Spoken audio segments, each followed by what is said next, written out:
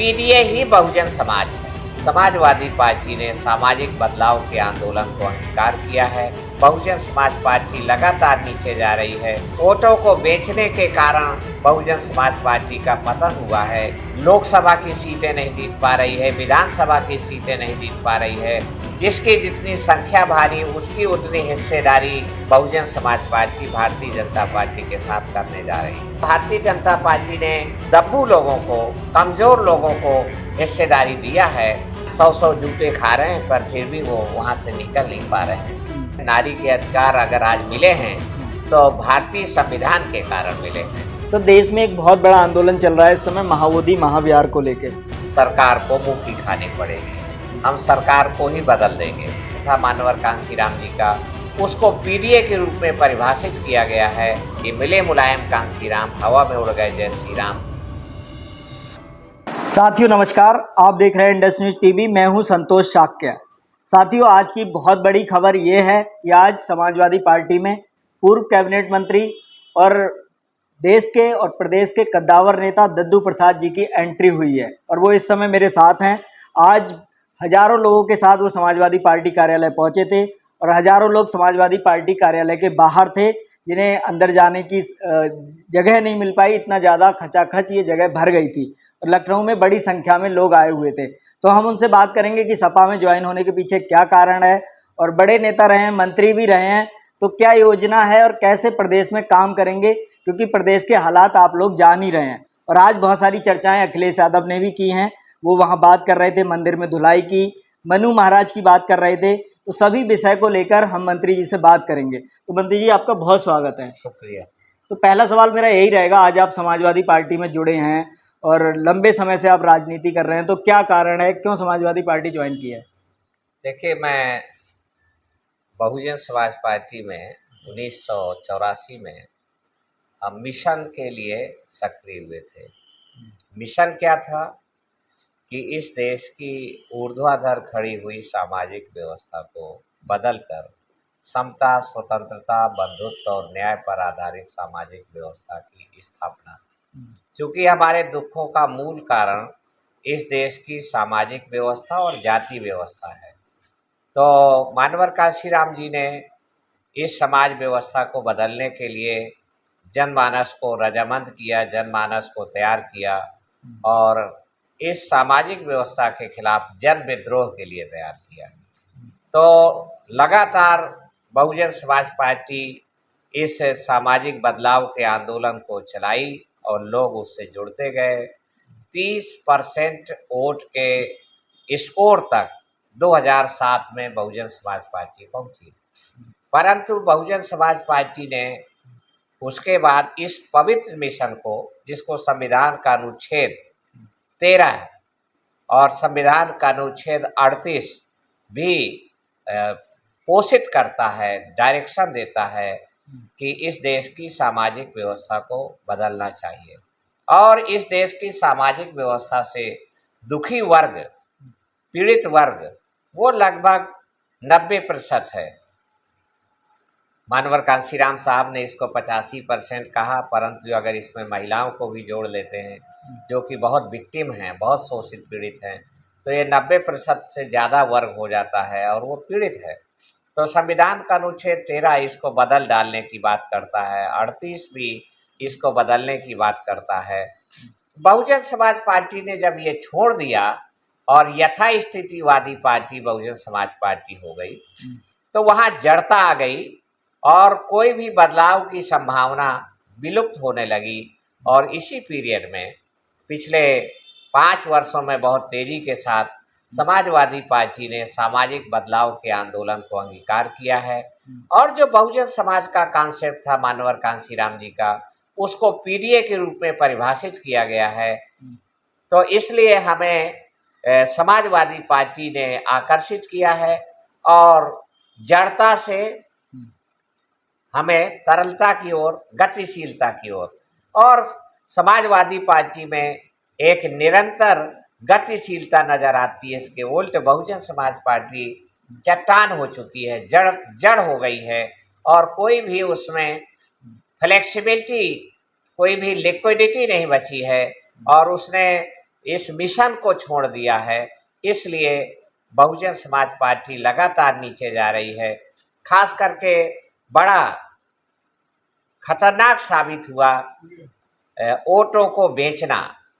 वोटों को बेचने के कारण बहुजन समाज पार्टी का पतन हुआ है, इकट्ठा किए गए वोटों को बेचना।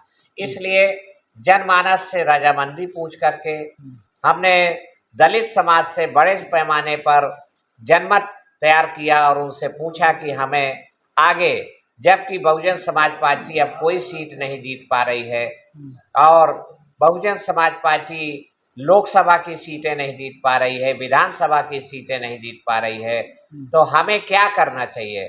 तो निश्चित रूप से दलित समाज पावर शेयरिंग चाहता है और इसलिए हम समाजवादी पार्टी में ये सारी संभावनाएं बनी हुई हैं सामाजिक बदलाव के लिए। माननीय अखिलेश यादव ने आज खुल करके, जो समाज व्यवस्था के निर्माता हैं मनु महाराज, तो उनको खुल करके उन्होंने ऐलान कर दिया है और इसलिए ये पीडीए के साथ, पीडीए विचारधारा के साथ हम लोग जुड़े हैं। भैया शांत बैठो थोड़ा। दूसरा सवाल मेरा ये है कि पूरे देश में आप देख रहे हैं आपकी ज्वाइनिंग की चर्चा हो रही है, लेकिन सबसे ज़्यादा आपने बसपा की बात की तो उन लोगों में बहुत ज़्यादा खलबली भी है और वो आलोचना भी लगातार सपा की करते रहते हैं। तो जो बसपा नेताओं की खलबली है, कई लोग ये भी लिख रहे हैं कि आपको पार्टी में दोबारा शामिल किया गया था, कई लोग तरह तरह की चीज़ें लिख रहे हैं। तो वो लोग ये भी कह रहे हैं कि नहीं, बसपा में मूवमेंट ख़त्म नहीं हुआ है। तो ऐसे लोगों से आप क्या कहेंगे? बसपा मूवमेंट खत्म नहीं हुआ तो उसके परिणाम दिखाई देने चाहिए थे। कैडर कैंप प्रक्रिया टोटली बंद हो चुकी है। जो हम लोगों ने वोट की बिकवाली बंद कराई थी, ना बिकने वाला समाज बनाया था, वो वहां पर वोट बेचने वाला लीडर के रूप में जो अपना वोट बेच देता है, 10-10 करोड़ 20 करोड़ रुपए में अपना वोट बेच रहा है। तो जो हमने समाज को तैयार किया था, रजामंद किया था, मिशनरी स्पिरिट। मिशनरी स्पिरिट माने बिना पैसे के, बिना भाड़े के काम करना। आज वो मर्सनरी स्पिरिट में बदल गया है। जिसकी जितनी संख्या भारी उसकी उतनी हिस्सेदारी पर पूरा आंदोलन तैयार किया गया था। वो जिसकी जितनी संख्या भारी उसकी उतनी हिस्सेदारी वहां से गायब हो चुकी है, बल्कि जिसकी जितनी थैली भारी उसकी ज्यादा से ज्यादा हिस्सेदारी वहां स्थापित हो चुकी है। इसलिए कोई ना काडर है और ना मिशन है और ना पार्टी में जान है। कुछ बचा है अगर वहां तो प्रॉपर्टी बची है और वो प्रॉपर्टी को भी कैश में तब्दील कर रहे हैं। अभी देखिए आकाश आनंद को भी वहां से निकाल दिया गया, तो उस घटना को आप कैसे देखते हैं? निश्चित रूप से जो मेरे पास खबरें हैं तो आकाश आनंद और अशोक सिद्धार्थ दोनों ने राष्ट्रीय अध्यक्ष से मिलकर के कहा कि बहन जी, अगले चुनाव में भारतीय जनता पार्टी के साथ आप न जाएं, चुनावी गठबंधन उसके साथ न करें। इससे वो कुपित हो गई और कुपित होकर के झूठा ब्लेम लगा करके उनको पार्टी से बाहर कर दिया है। ये उनका खैर अंदरूनी मामला है, पर खबरें हमारे पास ऐसी आई और हमारे पास इस बारे में खबरें हैं कि आगामी विधानसभा के चुनाव के लिए 60-70 सीट बसपा लड़ेगी और 330 सीट, 320 सीट, 30 सीट जो है भारतीय जनता पार्टी लड़ेगी। इतना अपमानजनक समझौता बहुजन समाज पार्टी भारतीय जनता पार्टी के साथ करने जा रही है। सर अगला सवाल ये है कि अखिलेश यादव जी से आपकी क्या बातचीत हुई है, उनसे क्या चर्चा हुई है? क्या आप पार्टी संगठन में रहेंगे, चुनाव लड़ेंगे? इसको लेकर भी बहुत चर्चाएं हैं, तो क्या बातचीत आपकी अखिलेश जी से हुई है? देखिए, अभी तो हम इस पीडीए को मजबूत करने की बातें हुई हैं और जो गतिशीलता को है उसको बढ़ाने के बारे में बातें हुई हैं और अखिलेश यादव जी ने कहा है, बात हुई है कि जिसकी जितनी संख्या भारी उसकी उतनी हिस्सेदारी को समाजवादी पार्टी पूरी मजबूती के साथ अपने लागू करेगी अपने संगठन के अंदर, टिकट बंटवारे में अंदर। अर्थात जो उत्तर प्रदेश की अति पिछड़ी जातियां हैं वो हाशिए पर ढकेल दी गई थी, उसको बहुजन समाज पार्टी मानवर कांसीराम जी निश्चित रूप से मुख्य धारा पर लाए थे उनको हिस्सेदारी दी गई थी, और अब भारतीय जनता पार्टी ने उनके हिस्सेदारी के नाम पर दब्बू लोगों को, कमजोर लोगों को हिस्सेदारी दिया है।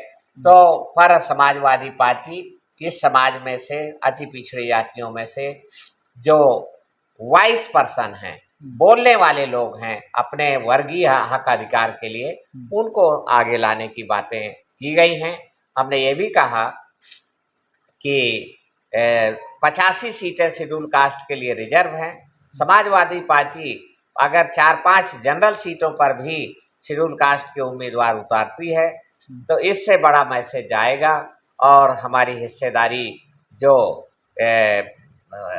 भारतीय जनता पार्टी हमारे वर्ग के चमचा, पिट्ठू, गुलाम लोगों को जिता करके हमारी हिस्सेदारी को समाप्त कर देती है, उसकी प्रतिपूर्ति होगी। तो माननीय राष्ट्रीय अध्यक्ष जी ने इस बारे में सहमत जाहिर की है। पीछे भी उन्होंने 5 सीटों पर, जनरल सीटों पर चुनाव लड़ाया था। अभी लोकसभा में भी उन्होंने जनरल सीट पर शेड्यूल कास्ट के लोगों को चुनाव लड़ाया। एक जनरल सीट से सांसद जीत करके भी अभी अयोध्या से गए हैं। मेरठ की सीट से थोड़े वोट से वो हार गए, परंतु वो जीतने के ही बराबर है। इसलिए समाजवादी पार्टी ने पीडीए के प्रति जो गतिशीलता दिखाई है, पीडीए ही बहुजन समाज है, पीडीए ही बहुजन समाज है, और ये बहुजन समाज ही मानवर कांसीराम का मिशन है। और 2027 में बहुजन समाज की पीडीए की सरकार बना करके मानवर कांसीराम जी का मिशन पूरा किया जाएगा। माननीय अखिलेश यादव को मुख्यमंत्री बनाया जाएगा। सर, एक और चीज़ आई थी, आपने अखिलेश जी को एक फोटो भेंट की थी जिसमें मान्यवर कांसीराम जी भी थे और मुलायम सिंह यादव जी भी थे, तो उसका क्या मैसेज था, उसके माध्यम से क्या कहने का प्रयास था आपका? देखिए, भारतीय राजनीति में, लोकतंत्र में प्रतीकों का बड़ा महत्व है जी। तो माननीय मुलायम सिंह यादव जी जो धरती पुत्र, जमीनी नेता, और माननीय कांसीराम साहब जो बहुजन नायक के रूप में जाने जाते हैं, 14 दिसंबर 92 को हम लोगों के समक्ष ही, हम लोगों की हाजिरी थी।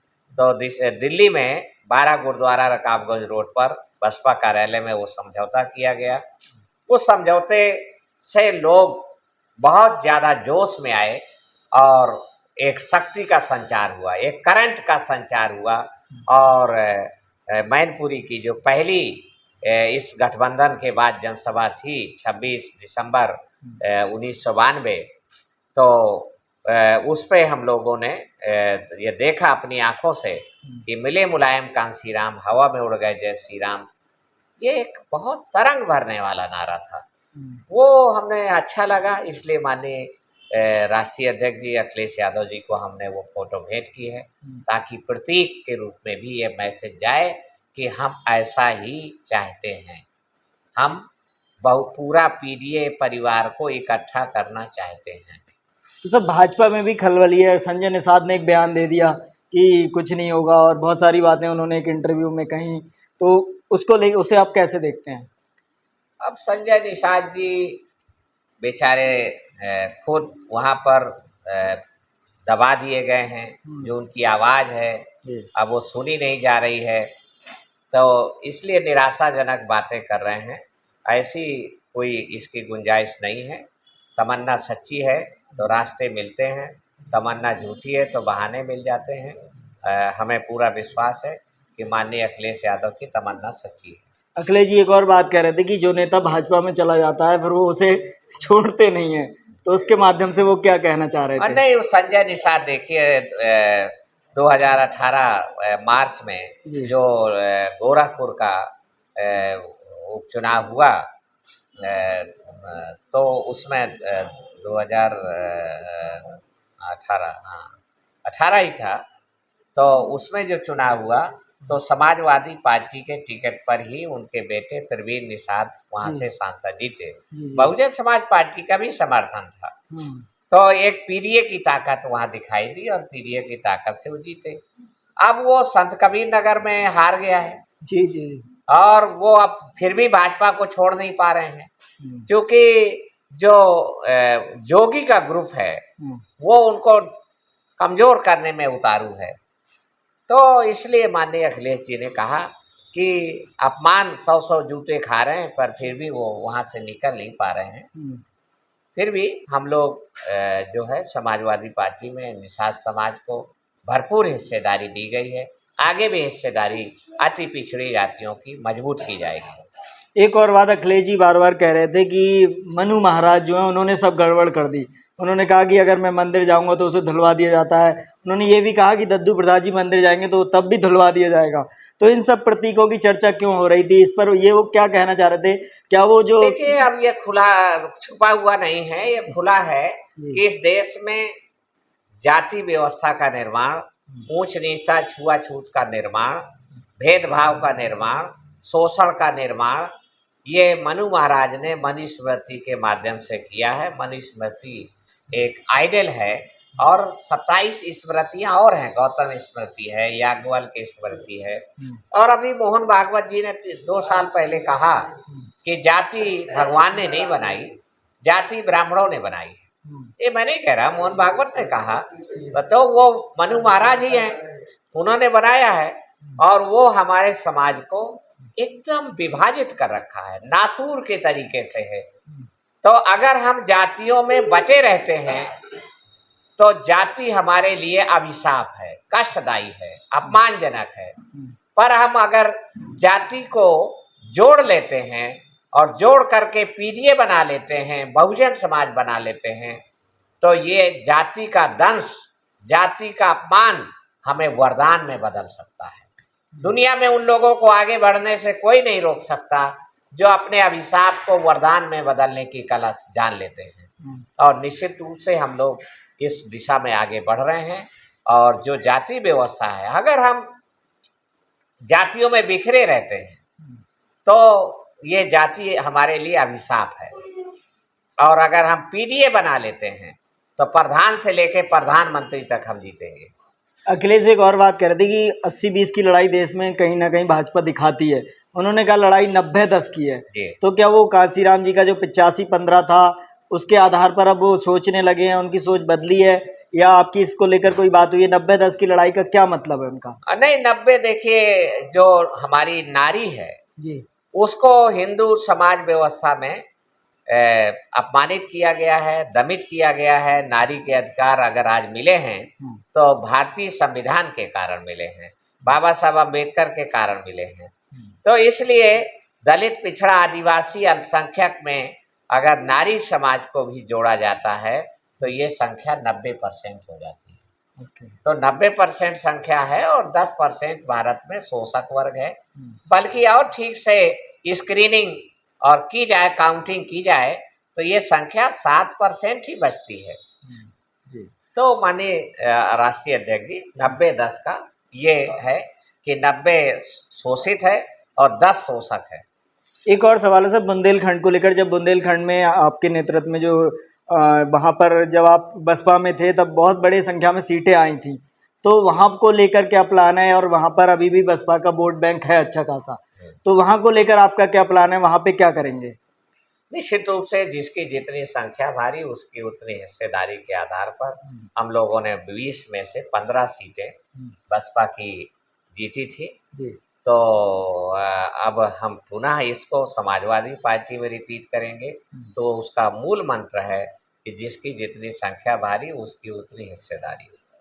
सर देश में एक बहुत बड़ा आंदोलन चल रहा है इस समय महाबोधि महाविहार को लेकर, जो कि एक अंतर्राष्ट्रीय आंदोलन बन चुका है। और देश के जो ओबीसी, एससी, एसटी, बहुजन है, करोड़ों की संख्या में आंदोलित हैं। लेकिन जो बिहार सरकार है, केंद्र सरकार है, वो सुनने को तैयार नहीं है।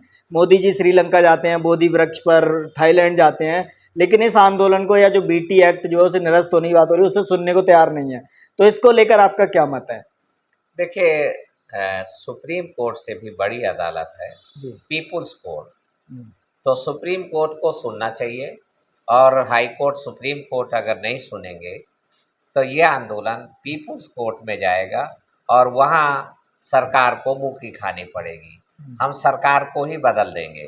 तो ये आंदोलन जो कि तथागत भगवान बुद्ध के करुणा से जुड़ा हुआ है, उनके मोशन से, फीलिंग से जुड़ा हुआ ये है।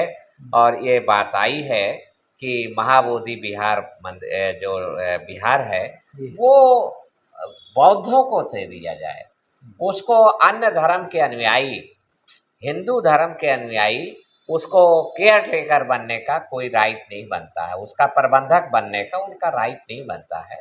तो ये दे देना चाहिए, केंद्र सरकार को इसको दखल देना चाहिए। अगर नहीं करेंगे तो जनशक्ति से, जनमत से ये चीज़ें मनवाई जाएंगी। तो सर बोध गया में जो भिक्षु हैं, जो आंदोलित हैं, वो दो महीने उन्हें हो चुके हैं, तो आपका भी कोई प्लान है उन्हें समर्थन देने का, आगे की कोई नहीं, योजना? हमारा सामाजिक परिवर्तन मिशन उनके समर्थन में है। जी मैं अपना प्रतिनिधि मंडल भी वहाँ भेज रहा हूँ जी और वहाँ जा कर के 4-5 दिन वो उसके बैठेंगे और बैठ कर के उसको समर्थन देंगे। जी। और एक न्यायिक संघर्ष है ये। तो देश में एक बहुत बड़ी प्रॉब्लम चल रही है इस समय की, जो सामाजिक ताना बाना है वो बिगड़ता जा रहा है। कल आपने देखा कि सैयद सालार जो दरगाह है उस पर भी कुछ अराजक तत्व चढ़ गए, दलितों पर भी कहीं ना कहीं अत्याचार लगातार हो रहे हैं, पिछड़ों पर भी हो रहे हैं, और अखिलेश जी के सामने भी आज ये सवाल आया था। तो इसको लेकर आप लोगों की कोई योजना है, क्या करेंगे इसको? इस बारे में मैं स्टडी करके और माननीय राष्ट्रीय अध्यक्ष जी से ही बात करके, जी क्योंकि इसके जो टेक्निकल पॉइंट है और जी उसके बारे में मुझे जानकारी नहीं है, जी। तो तभी मैं बात कर पाऊंगा। एक और मुद्दा है रामजी लाल सुमन का। इनके घर पर आपने देखा एक बहुत बड़ा हमला हो गया था अभी बीच में, और कई अराजक तत्व जो हैं अभी कह रहे हैं कि दोबारा उनके घर पर जाएंगे, और रामजी लाल सुमन की जान को भी खतरा है, अखिलेश जी ने भी आज कहा था। तो इस पूरे मसले को आप कैसे देख रहे हैं, इस पे क्या कहेंगे? देखिए, ये भारतीय जनता पार्टी सरकार नाजी सरकार है और ये सरकारी आतंकवाद को बढ़ावा दे रही है। साथ ही साथ जो गुंडा आतंकवाद है, और जो कि गुंडा आतंकवाद है जो, वो सोशल ऑर्डर का ही एक रूप है। जी तो इसलिए को ये निंदनीय है। और माननीय सांसद जी के घर में हमला करना अर्थात स्वतंत्रता को दबा देना है, स्वतंत्रता छीन लेना है और व्यक्ति का जीवन बाधित कर देना है, तो फिर किस बात की स्वतंत्रता है? और वो भी एक चुने हुए निर्वाचित माननीय मेंबर पार्लियामेंट का।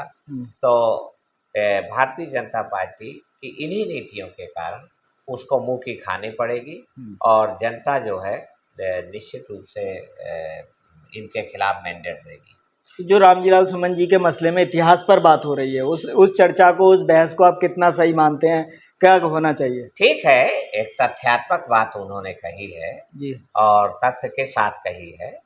तो अगर किसी को कोई ऐतराज है तो वो उस पर चीज़ें हैं, उस फोरम पे जाना चाहिए। और माननीय सुमन जी जी ने जो बातें कही हैं, विद्वान आदमी हैं, वो भी पढ़े लिखे हैं, तो उन्होंने तथ्यपूर्वक ही कहा होगा। एक और सवाल है सर, आरक्षण को लेकर आज एक सवाल आया था कि पुलिस भर्ती में कई दलित छात्र हैं जिनकी मेरिट बहुत हाई है, लेकिन मेरिट उनका नाम सूची में नहीं है, और यही आपने शिक्षक भर्ती में भी देखा था। तो आरक्षण को लेकर जो देश भर में जो घोटाले की बात आ रही है, उस पर आपका क्या कहना है? देखिए, आरक्षण मामला हिस्सेदारी का है, अर्थात आरक्षण घोटाला माने हिस्सेदारी घोटाला। दलित पिछड़ों की हिस्सेदारी का जो आरक्षण से सुनिश्चित होती है, और वो भी उनकी आबादी से कम। उनकी आबादी बनती है 90% और हिस्सा मिल रहा है 50%, यानी 10% आबादी को फ्री कर दिया गया है 50% हिस्सा, और 90% आबादी को समेट दिया गया है 50% हिस्सा।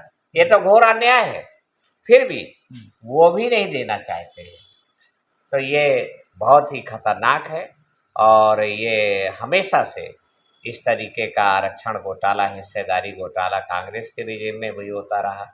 अब ये भारतीय जनता पार्टी सत्ता में है, भारतीय जनता पार्टी कर रही है। इन्हीं सब के कारण भारतीय जनता पार्टी का जनाधार खिसक रहा है और इनको आने वाले चुनाव में पटकनी दी जाएगी। सर ये जो ओवरलैपिंग आपने बताया कि अभी ये 50% कहीं ना कहीं उनके लिए आरक्षित कर रहे हैं, तो इससे कैसे निपटेंगे? देखिए, भारत का संविधान इस मामले में क्लियर है कि जिसकी जितनी संख्या भारी उसकी उतनी हिस्सेदारी। तो आप सुप्रीम कोर्ट की कुछ बंदिशें हैं, उन बंदिशों को दूर करने का भी उपाय है। विधायिका जो है वो सुप्रीम कोर्ट से ऊपर है, भारत की जो संसद है वो सुप्रीम कोर्ट से ऊपर है, तो उसके द्वारा, और वहाँ पर सरकार का मेजॉरिटी होती है, तो सरकार चाहे तो ये सब काम कर सकती है। तो निश्चित रूप से इस दिशा में हम लोग सोच विचार करेंगे। तो आज आपने समाजवादी पार्टी ज्वाइन की है और आपका ये बड़ा फैसला है, आगे आप कह रहे हैं कि लड़ाई लड़ेंगे, तो क्या मैसेज आप प्रदेश के लोगों को, देश के लोगों को देना चाहेंगे? देखिए, पीडीए सच्चा है, अधिकार मिलना पक्का है। पीडीए सच्चा है और सरकार बनना पक्का है। पीडीए सच्चा है, जुल्म रुकना पक्का है।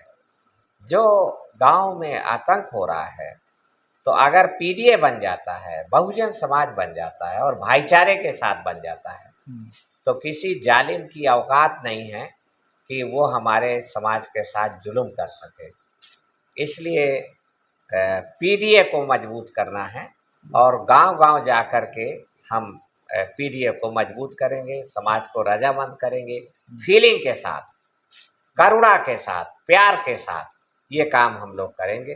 तो दोस्तों, ये थे हमारे साथ दद्दू प्रसाद जी, जिन्होंने आज समाजवादी पार्टी में ज्वाइनिंग ली है और बड़ी संख्या में लोग आए थे। पूरे प्रदेश में इस मुद्दे की चर्चा है और उनका कहना है कि पीडीए जो है वही बहुजन है, जो बहुजन है वही पीडीए है, और जो लड़ाई कहीं ना कहीं जो मान्यवर कांसीराम जी लड़ रहे थे, उन्हें लगता है कि ये लड़ाई अब समाजवादी पार्टी के माध्यम से लड़ी जाएगी और सर का ये भी कहना है कि बसपा ने वो लड़ाई छोड़ दी है। आप लोग इस मुद्दे को लेकर क्या सोचते हैं, हमें कमेंट बॉक्स में कमेंट करके जरूर बताएं। मंत्री जी से भी कोई सवाल पूछना चाहते तो कमेंट बॉक्स में जरूर छोड़ें, हम उनसे पूछेंगे। तो मंत्री जी, हमसे बात करने के लिए बहुत धन्यवाद।